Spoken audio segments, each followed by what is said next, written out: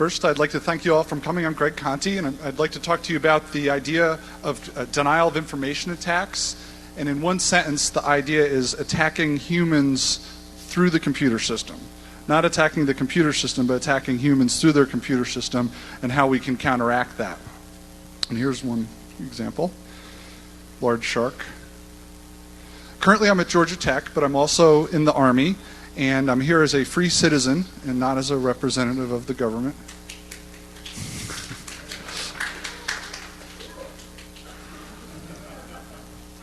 So more specifically, denial of information attacks attack you, the human, and try and get consume the limited resources that you have. If you contrast what you can handle versus what your computer can handle in certain categories, you'll fall over far faster than your box will. So if it slows you down or alters your decision making, then that's a denial of information attack occurring. So I think the best example is spam. And I won't ask you, but just consider how many of you have deleted email based on, say, a subject line that you shouldn't have, or you've opened email that you shouldn't have. And I know when I talked with my wife about this, we thought it was probably, you guys are at the leading edge. So when spam first started coming out, you probably figured that out pretty quickly. But who's received, and I'll ask for a show of hands, who has received a frantic email from a family member about some virus email that they received, or some, if you're local tech support for you or your family or friends, who's received emails like that? Pretty much, almost the whole room. So I think spam's an example. I mean, consider how much time have you wasted on spam? And these are just examples. So what I'm trying to do to this problem is look at the bigger picture and look at the structure around it, and then how people are defending it and defenses to just add some structure to the domain. Let me take one step back. And there's some interesting statistics that just recently came out of the University of Indiana University about phishing. And what they did is they went to a social networking sites like Orkut and found out who was friends with who. Then they used that information to send out a phishing email to college students, and they sent them out to 500 people, and with the return address of a friend. The emails were just like, hey, check this site out. It gave a generic link off campus.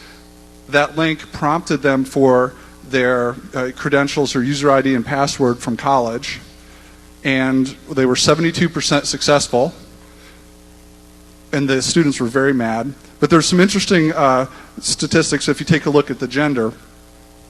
If a male sent an email to another male, only 53% of them fell for it. You can see where we're going here. If a female sent an email to a male, it went up from 53 to 68%. Female to female, 76%. And then they live in a different world than I do, but male to female, 78% of them fell for it. So that was, on average, it was 72, so male to female was the worst category. But I thought the real insight there was using that social networking information. So I don't want you to confuse this with denial of service attacks. This is a recent innovation from a major operating system manufacturer. They've evolved from the blue screen of death to the red screen of death. This is from Longhorn. I guess it's Vista these days. Anyway, back to the, it's not what you consider denial of service, where you're consuming system resources, RAM, hard drive space, processing power. You're consuming the human's resources is the key difference. And it's compounded by the idea of information growth. If you look, this information is being generated at a prodigious rate. And this study is very, very good.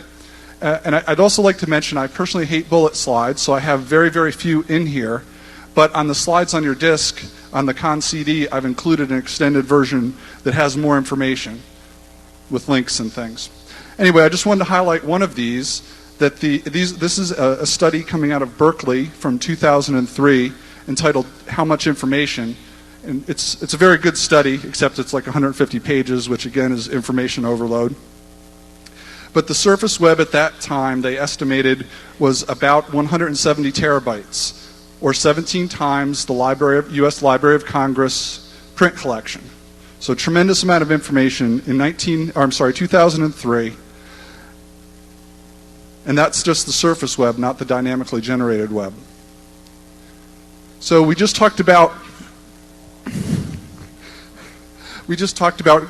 attacking spam, attacking primarily your cognitive decision making. Well, there's other attacks that attack your perception. All right, I had this on a web page. How much work can you get done with that sitting on the web page blinking? Right. So that was on a real estate web page. I had to slide it off to the side to be able to get any work done, and it just makes me mad. I want to, what were they thinking? Who's going to go out and buy coffee based on that? So we talked about cognitive resources and perceptual resources. Then we have motor resources. And the idea then, if you go back to the denial of information attack, if you're slowing the human down, you're beginning to win. If you're sending them in the wrong direction, you're beginning to win. Motor resource attacks often slow you down. You have to stop what you're doing, grab the mouse, click the pop-up, get back to what you were doing. And I thought this example from hack-proofing your network again gives an insight into the idea of the decision-making by the human versus the decision-making by the computer. And I'll read it for those in the back. In the end, all the power of the intrusion detection system is ultimately controlled by a single judgment call on whether or not to take action. So if you can get into that decision-making cycle, you can affect major outcomes. I thought it was also relevant to look at information flows. So if you consider signal being what you're looking for, if you're out on the web, for example, or in any information space, you're looking for certain information, that would be the signal. Noise would be everything but what you're looking for. So the best case would be signal is very high, and noise would be very low. So that's the best situation. So what you're trying to do is increase your signal to noise ratio. If you consider a small amount of signal and a small amount of noise, it's still manageable for a human. So you can look at this list of 10 things, and even if it's 50-50, you can still pick out what you're looking for. Some Google results are like that. But it starts getting worse when you have low signal to noise, and particularly you have a lot of noise, a little bit of signal, what you're looking for. That's the domain of the denial of information attack. And then you start getting into denial of service. If you have lots and lots of information, then you start overcoming your computer's resources. So that's more the denial of service attack. So if you consider this web page, and this is weather.com. I started going to specific news sites, and then I thought I'd get in trouble for whatever one I chose, so I thought weather would be safe. So if you went to this website to get something done, and I actually tried to do this to find out Las Vegas weather. Yeah, I mean hot and dry, what was I thinking? But anyway, if you say you came to this site and putting your signal to noise ratio goggles on, and all you wanted was the United States weather and some basic weather information, all of that is noise, okay? So it just tremendous amount, and I know there's some plugins for various browsers that help, but the idea, if you can just get down to the signal, it's tremendously better experience. So besides the idea of the signal to noise ratio, and the keynote speaker at Black Hat was Gilman Louie, who also mentioned this. He is the CEO of InQtel, which I think is a CIA startup funding venture capital company. Pretty interesting. But anyway, he mentioned the OODA loop. And the OODA loop was observe, orient, decide, and act. And it was developed by Colonel John Boyd, who was in the Air Force. And this came out in the 60s about how fighter pilots make decisions. And if you could make your decisions faster than the other person, you could go through this cycle, then you win. So consider if you're in a certain situation, you're even looking at a web page or looking at logs, you have to observe the data, or even your email is probably the best example. You have to observe your email, and after you've observed it and oriented yourself to it, then you have to decide, what do I do? And if it's a puzzling subject line, you spend time, you're wasting time, you're slowing down this loop. And then after you do it, you have to act, and typically action requires some physical response, which is a motor response, which will slow it down. So if you're slowing your opponent's OODA loop down, again, you're conducting a successful attack. So you can have people go through cycles unnecessarily, or you can slow it down. So with that in mind, observe, orient, decide, and act. Let's look at the web page again. And this time, if your task was to just find out your local weather, which isn't available, and it took me a while. So you observe this, and orient yourself to it, and find out where do you type it in? Where do you get your local weather? So think how long it would take. Well, it turns out it's there. Everything else is noise for the task at hand. So you've slowed the person down as they go through that. And granted, they've got business reasons for doing so. They want to show you ads. Some of the news websites are the worst offenders of all. Okay, so moving forward, let's look at then, we've seen some of these examples, big examples. Let's look at how people are defending against these type of attacks. And I spent about, 3 years of my life reading Slashdot every day, looking for denial of information attacks in the news, and certain trends came out of it. And clearly there were legal responses, and you can consider the anti-telemarketer legislation, for example, and as well as regulatory. There were moral responses, public relation campaigns from the Motion Picture Association of America, for example, like you'll put our employees out of their jobs if you pirate movies. And I was particularly intrigued by the use of violence. Violence is if people are receiving information they don't want, violence has been a proven countermeasure in certain instances. And I was particularly intrigued by the Charles Boer case, where he received one spam too many and snapped and started sending death threats back to the spammers, and he was arrested for his troubles. So I wanted to take a harder look at, all right, you've got these limited resources, how do they all interplay?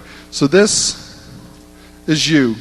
And I've modeled it, and it's hard, may or may not be able to see it, but those boxes represent your cognitive capability, short-term memory, long-term memory, and that's you in the red square talking to your computer. So the arrows you see between that, actually, along this boundary, that's your vision, your hearing, your speech, and your motor. So the input-output through your computer, which also has a limited amount of resources, CPU, RAM, hard drive space, and I/O. And it communicates, so you're the information consumer. You're consuming information from information producers. And you need to pull that information in, say from websites, over some sort of communication channel. Those are servers out there providing you the information. They too have limited resources. And often there's a human sitting there. You know, the spammer hits the send button. But they could be things like unattended machines like sensors. So if you take a closer look then, you can see where these attacks take place. For example, if you use very small text, like in legal agreements and EULAs, you will, that's attack against the vision of the recipient.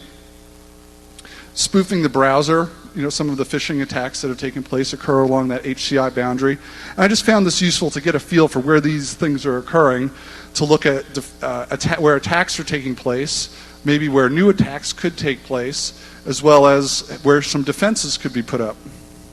So if you look at defenses, there's the HCI boundary between you and your computer. There's been a move forward in the notion of usable security, like security actually people can it gives them the information they need. TCP damping on the communication channel will slow down if a certain number of email exceed a given threshold. They'll slow down the network pace. And I believe that's actually, there's some penalties in capture the flag on that front. Or pushing, most of these push the problem back to the attacker. So you see computational puzzle solving. Attack requires, if you want to send this email, for example, requires a small amount of CPU space on the attacker. And I'm particularly intrigued by Paul Graham's idea of the ELIZA spam responder. And who's heard of that idea for spam and ELIZA?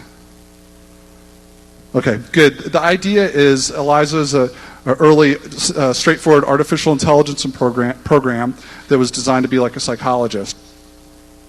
So the idea then is you have a listening on a given port or email address. The email comes in. If they can craft it in such a way that the spammer buys the response, and people all across the internet do that, we win. So it's a pretty intriguing idea, and it shows you, again, it's denial of information, how little resources. The spammer is relying on economies of scale, 10 million email at the press of a button. If you can, 1% of those people eat up a little bit of time, you've won. So I thought this was Slashdot. I love Slashdot. It's like this hive mind, and there's always interesting insights. So from Slashdot on this subject, I have a little PHP script that I use whenever I get a phishing email. The script generates fake credit card numbers and expiration dates, and repeatedly hits the phishing site's form, dumping in random information. Any halfway intelligent phisher would record the IP address and just dump all of mine when he saw they were bogus. But it makes me feel good that I at least wasted some of his time. So again, you push that back. If a lot of people did, and I'm not encouraging, I don't want to get drug off in shackles, but it is intriguing, the idea of pushing the problem back to the spammer. So I've looked at this, well, honestly, entirely too much, this problem, but there's several papers on it that are on my website. Then I'll give you the link at the end, and it's on the CD. But if you're interested, on any of the papers on the website that are like pre-publication, you can send me an email, and I'll send you a private copy for review or something like that. And most of the others are available if you're interested in more. I just tried to hit some highlights I thought you would find entertaining. So given that big problem, I wanted to look at a specific domain, and there were a lot of people working in spam, so I've looked specifically at network security, and in particular the idea of using information visualization as a way to deal with that problem of denial of information attacks, because there's this battle, and you see it during Capture the Flag, of hiding your activities from the human who's monitoring the system, or the intrusion detection systems, or the defenders. So I was looking at information visualization to do that. So I came up with a tool that's a PVR, and it monitors network traffic and will load historical data sets and provides different specially crafted windows to hopefully provide you insight. At Interzone, I had a friend who said they thought they might have to change the rules of Capture the Flag if all of a sudden you could see network activity in useful ways. So, and that's the idea. I mean, all the space we're in, everything's one-upmanship. So I thought, okay, we have these windows, and that's useful. Well, how can we attack them? The kind of take it one step forward and look at how can we look at the traffic in ways that are useful. Then take it another step and say, okay, knowing how we all think, okay, this is in place, this is cool, how can we attack it? So this is what the tool looked like, and this is just a quick snapshot, and it's using the Microsoft Virtual Desktop to show a few different panes at the same time. I'll demo this at the end. Okay, so last year at DEF CON, I gave a talk on a related subject, and the first question was, how do we attack it?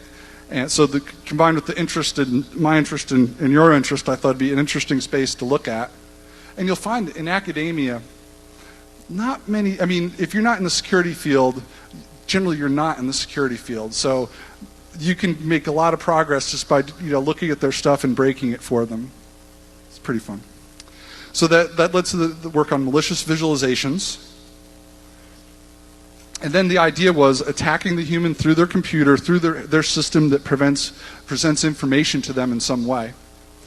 So ideally, you can understand how these attacks occur, then you can design better ways to protect yourself. I was motivated by Pokemon. Now, I know at a normal academic conference, people wouldn't know the answer to this. But why was I motivated about Pokemon as far as attacking people through information technology? Seizures. Okay, very good. In the late 1990s, there was a specific Pokemon episode that had rapid flashing red lights in 20 to 30 hertz. Okay. Well, it turns out that people who have photosensitive epilepsy, that's just the right frequency to trigger a seizure.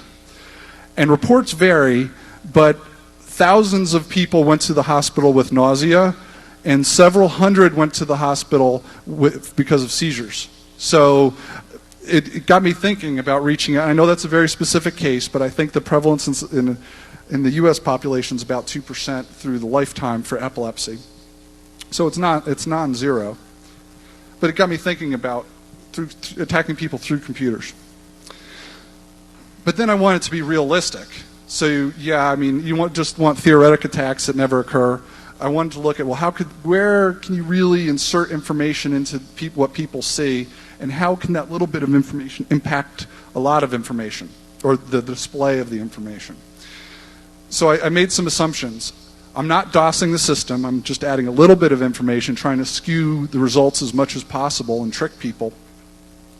As well as, in some cases, I think it's reasonable to assume you could alter the timing of the data, particularly if you had access to the sensor or something, or the network somewhere in between. You might be able to slow it down.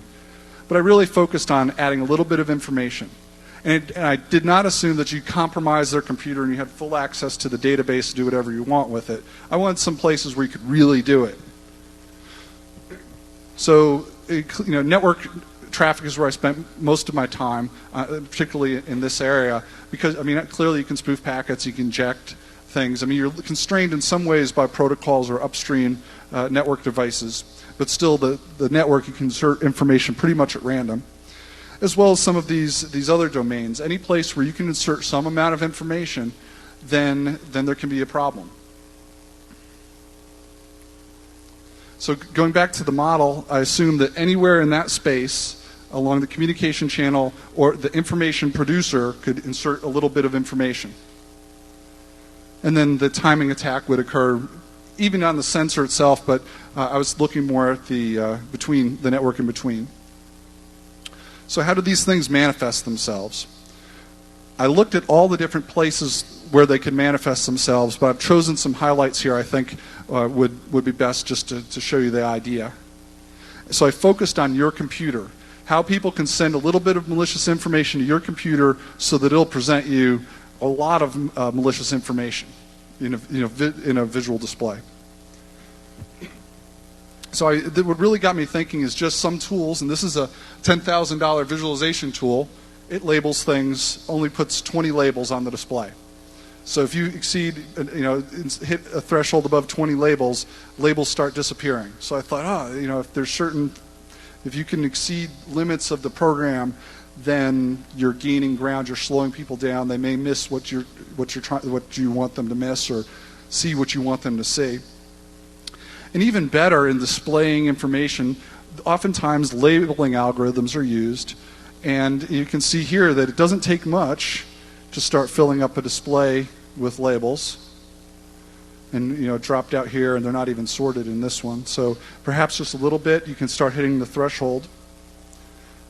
And even better, I think, is you see auto-scaling algorithms, where this graphic, the left-hand side shows ports on external computers that are talking, and on the right-hand side are ports on your computer. So it connects the dots between one to the other, what port to what port.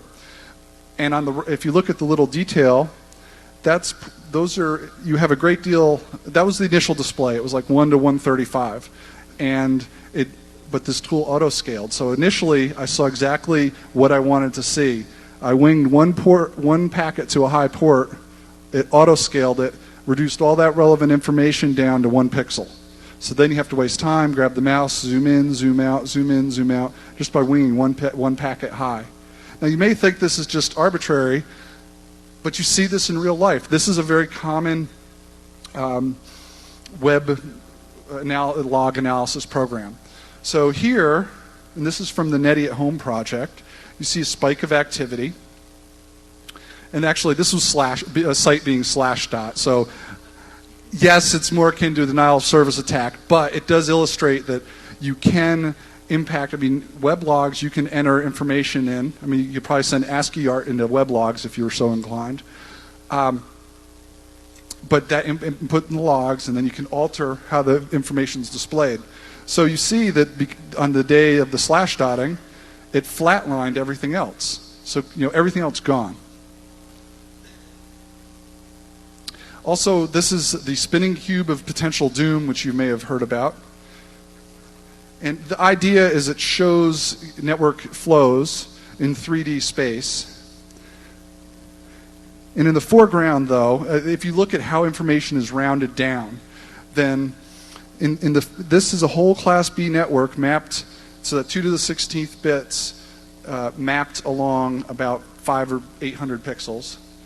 And the entire internet is on the green line, so you're mapping 2 to the 32nd, more or less, along the vertical axis. So you're losing a great deal of information.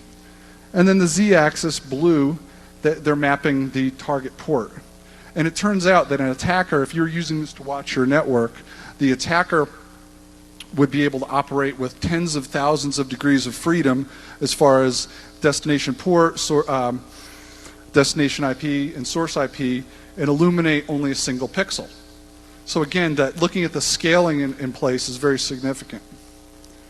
And of course, just using a little bit, you put something on the screen, it's easy often to put something on top of it. Some types are more susceptible than others, as well as just inserting some random noise or carefully crafted noise. So how do you protect people?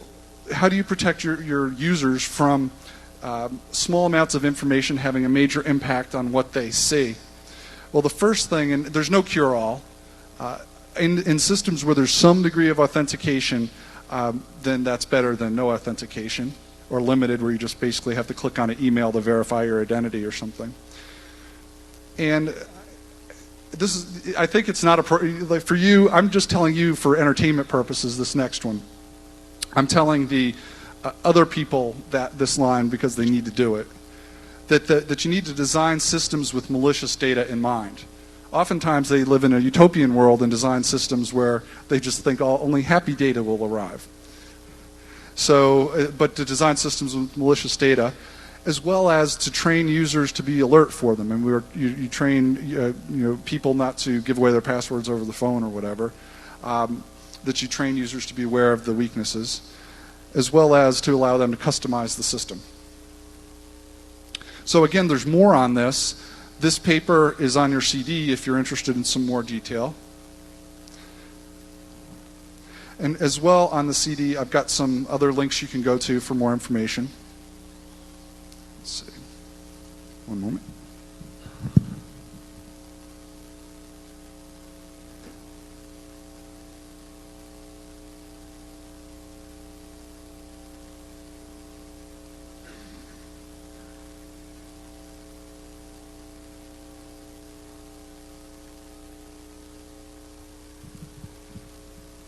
So this is a tool I released at Black Hat, and the idea is it's a network PVR, and each of these windows, each of these black squares is a thumbnail that shows you your network traffic.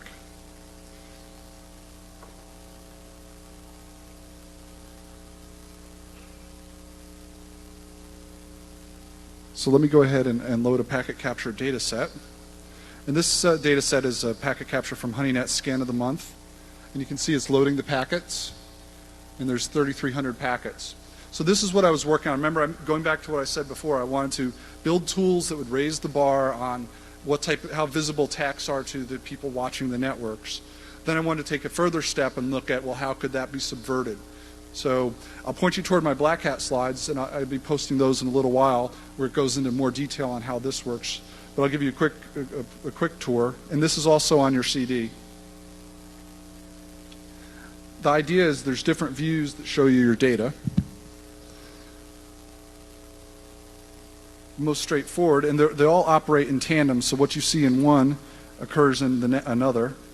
So if we play it, you start seeing the data, different views are all operating in lockstep.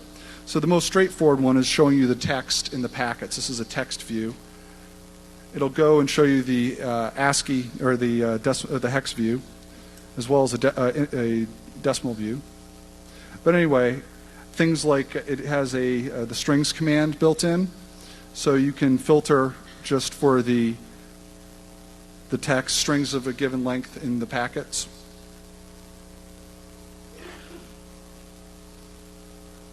This view shows one packet per line, and you can see it tells you, it illuminates the pixel on that line if that hex value exists. So for example, in this region here, that's the printable ASCII range. So if I hover over it, you can see that that's a B, a J, and so on. So you can see that the characteristics of it. It'll also do the frequency of the bytes per packet. And you can set a threshold. Anything above a certain threshold will be hot, so we can move the threshold down until we start kind of finding the tipping point. It looks relative to each packet in that case. I don't pad anything. Yeah, this is very straightforward. It's kind of like an initial step. I mean, there's all sorts of like entropy algorithms I could use to do all sorts of cool things with this type of view. And then you see diagonal lines, which are bytes occurring in each packet but changing with a regular consistency, so you can look at the slope. So that's the byte frequency view. I think you'll find this one particularly entertaining. This is called a parallel coordinate plot, and essentially you're connecting the dots on these axes. Where I'm going with it is it's connecting the dots between every header field that's possible. That's my goal. I've got 17 fields in it now. So if I go like this, it shows the fields. Keep going. The idea then is you can go through one at a time and see each packet and see its values for every header field. Or you can play it. And what you see growing on the right, that's the IP identification field. You can see the distribution of IP addresses. And the idea then is you can take 5,000 packets, roll them through this, and at least watch them unfold and get a feel for what happens. So you can see random activity for a given field. You can see sequential activity. You can see things that don't change, things that change a lot, and so on. I'm going for a whole model of interaction here, like a mixing board that allows you to constrain everything and update the displays as well.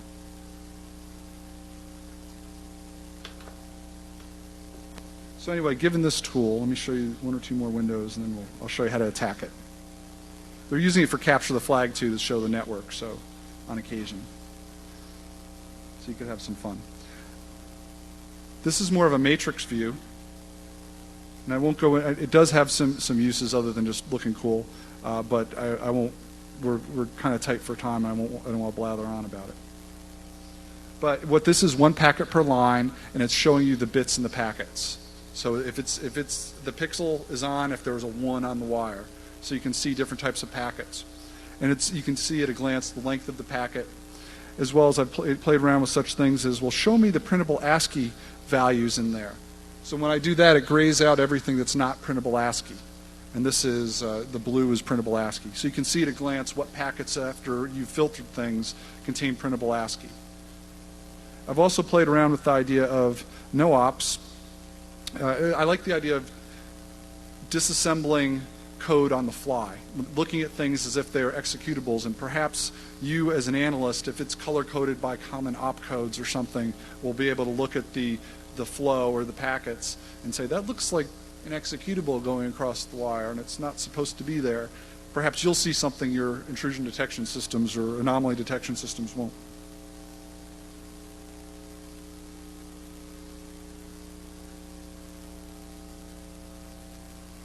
And the final one, think of this as battle zone for networks. It's connecting the dots between any fields. I don't know if you can quite see it in the back, but it's connecting the dots, and then pixels fly off and slide off the screen based on what, and this is showing source IP to destination port, TCP port. So, but as it happens, they fly off the screen. So you can see a variety of activities.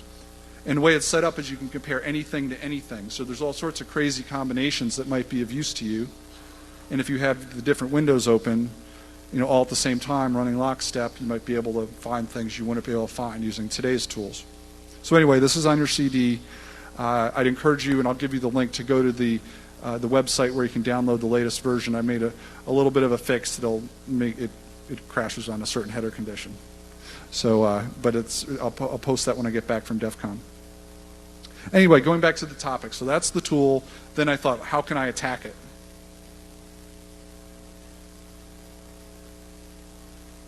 So let's look at some basic attacks. It really doesn't take much to bring down a visualization system if you're so inclined.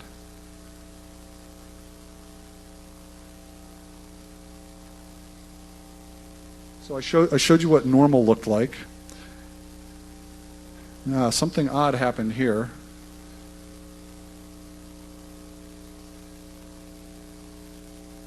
So let's go ahead and see what the attack looked like.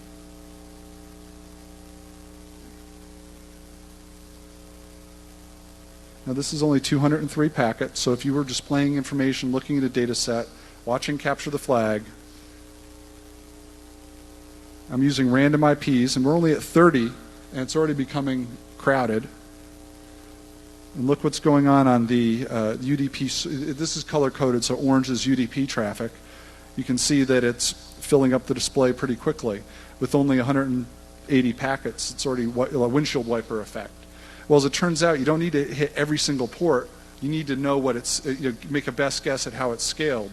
So I only need to hit every 60th port with a packet to draw the line and create that solid effect.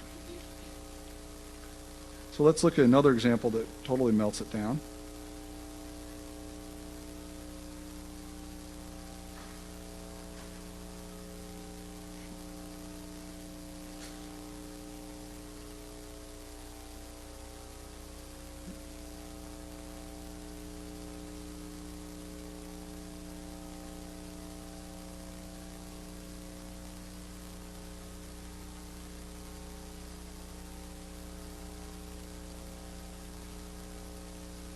So again, just a small amount of information can generate a lot of noise for the human.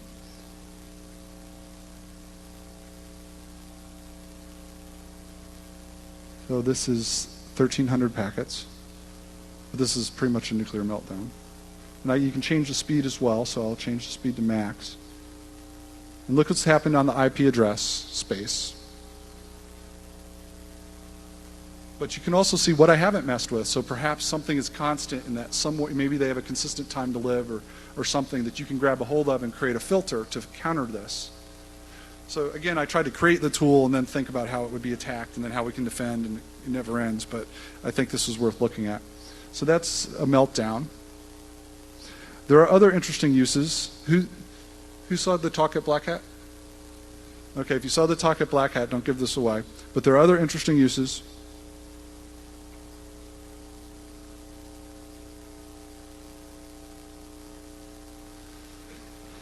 So this is 600 packets. And if you look at it, say, in the parallel coordinate plot display, you can get it, the 600 packets, you can look and see a quick overview of what happened. Okay. And again, you can run through them. Well, really, it just looks like a lot of source IP or source ports were in use, but other than that, the same IPs were used. So let's play it again, though, with a different view.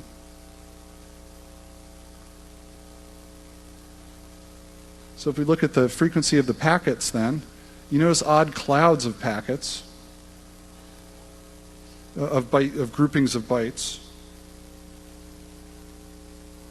Then if we look at it as a rainfall, remember this is one packet per line, and the way this is, it takes each byte on the wire, maps it to a pixel as a grayscale.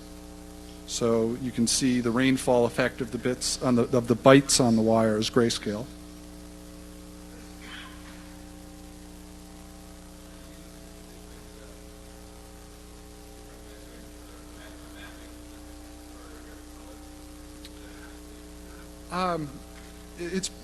Have I or could you? Right now, there's a degree of flexibility built in. The question was, how much can I change the mapping of colors?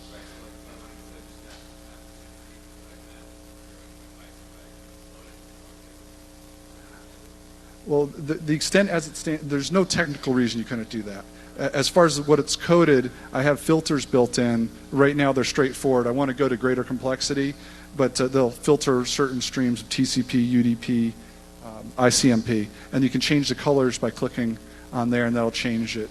But the degree of customizability isn't there yet. But it's certain there's no technical reason that couldn't occur.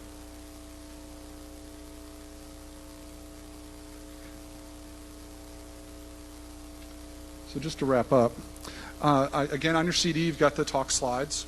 The RoomIt tool itself is on the CD. The malicious visualization paper is on the CD. And there's a Hacker Convention article I wanted to point you toward, because I know some of you have difficulty explaining why it's of value to come here. Or is it just me? So I was able to get into the communications of the ACM, which is like the Professional Computer Society's lead journal, on why computer scientists should attend hacker conventions. So hopefully we can change some perceptions out there, and you can wave this around in front of your husband, wife, or boss, or parent. And that's on the CD as well. I'm looking for anyone who could give me feedback on that tool. It's at roomit.org, and again, it's there. It's on your CD as well. I'm in school and I'm trying to graduate, so I need feedback to make it better. And right now, I've got a 2-page, 5-minute survey. If anybody would be kind and see Julian, I'd be permanently indebted to you if you could take 5 minutes of your time and fill that out. It would help. And it basically, if you're an Ethereal user or a Snort user, is just to be some quick questions on how can people mess with your minds if you are using that tool, or how they have been. Lots of people to thank. I've been iterating through this in small groups, and I've gotten a lot of feedback from a lot of people, so too many to thank at one time. Finally, I wanted to end with, I've had a good experience at Georgia Tech, a very positive experience. And I've enjoyed they've got an undergrad and grad or master's and PhD programs in InfoSec. So if you were interested in that, you could send me an email, and I'd be happy to answer your questions or point you to someone who could. As well as they're looking to partner with industry. Again, this is part of my business case for coming out here. They're looking to partner with industry and government. So if you're looking to kind of like outsourced research, R&D, they're very much up for that. And the website, or I could point you to more information. So with that, are there any questions? Yes.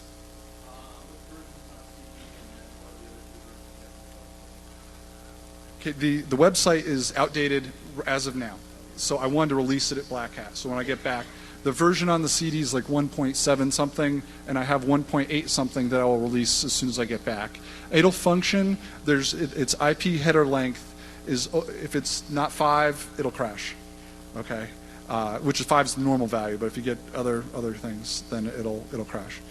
But so on the CD is a sample file, and a key point is it doesn't load PCAP natively, so I have a little conversion tool that converts it to the file format. So the tool's on the CD, it runs on XP, and I have a sample data file on there for you to take a look at and play with.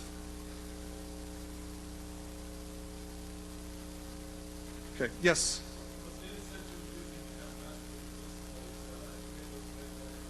I have not, but I don't see any reason why not. I mean, I want to show like the picture of what it looked like or whatever with the PCAP file and the file format for my tool.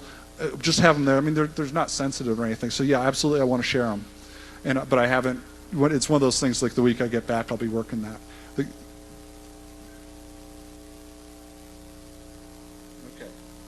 Well, I'd like to thank you all for coming. Julian's in the yellow shirt. If any of you could fill out the survey, if you've worked with Ethereal and always wondered how you could mess with people through it or work with Snort, I would appreciate it. And if anybody's interested, I'll be outside.